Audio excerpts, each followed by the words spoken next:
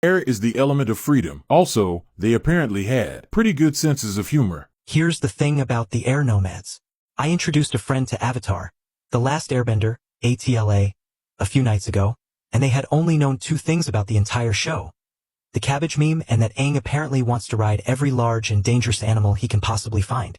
We got through the first 5 or so episodes, and my friend noted that Aang is exactly what a 12-year-old would be like if given godlike powers, and that this is literally just what he could do with airbending.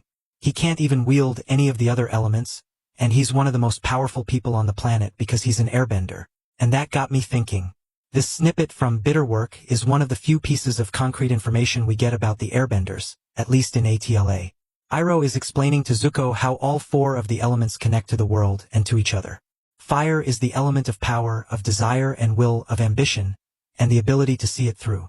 Power is crucial to the world. Without it, there's no drive, no momentum, no push. But fire can easily grow out of control and become dangerous.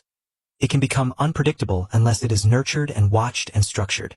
Earth is the element of substance, persistence, and enduring. Earth is strong, consistent, and blunt. It can construct things with a sense of permanence. A house, a town, a walled city. But Earth is also stubborn. It's liable to get stuck, dig in, and stay put even when it's best to move on. Water is the element of change, of adaptation, of movement. Water is incredibly powerful both as a liquid and a solid. It will flow and redirect. But it also will change even when you don't want it to. Ice will melt, liquid will evaporate. A life dedicated to change necessarily involves constant movement, never putting down roots, never letting yourself become too comfortable. We see only a few flashbacks to Aang's life in the temples, and we get a sense of who he was and what kind of upbringing he had. This is a preteen with the power to fly. He's got no fear of falling, and a much reduced fear of death. There's a reason why the sages avoid telling the new avatar their status until they turn 16. Could you imagine a firebender at 12 years old, learning that they were going to be the most powerful person in the whole world? Depending on that child, that could go so badly. But the thing about Aang and the thing about the air nomads is that they were part of the world too. They contributed to the balance, and then they were all but wiped out by Sozin. What was lost there? Was it freedom? Yes, but I think there's something else too, and it's just yet another piece of the utter brilliance of the world building of ATLA. To recap, we have power to push us forward. We have stability to keep us strong. We have change to keep us moving.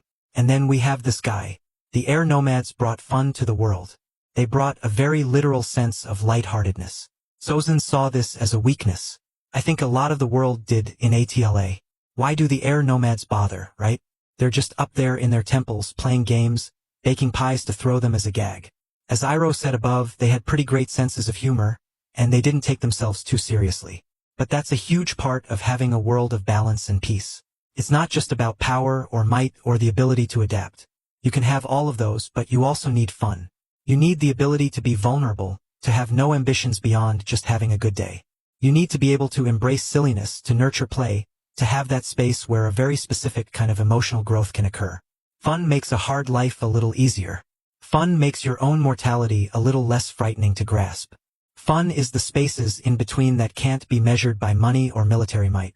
Fun is what nurtures imagination, allows you to see a situation in a whole new light, to find new solutions to problems previously considered impossible. Fun is what makes a stranger into a friend, rather than an enemy. Fun helps you see past your differences. Fun is what fuels curiosity and open-mindedness. Fun is the first thing to die in a war. OP went and ended hard with the last line.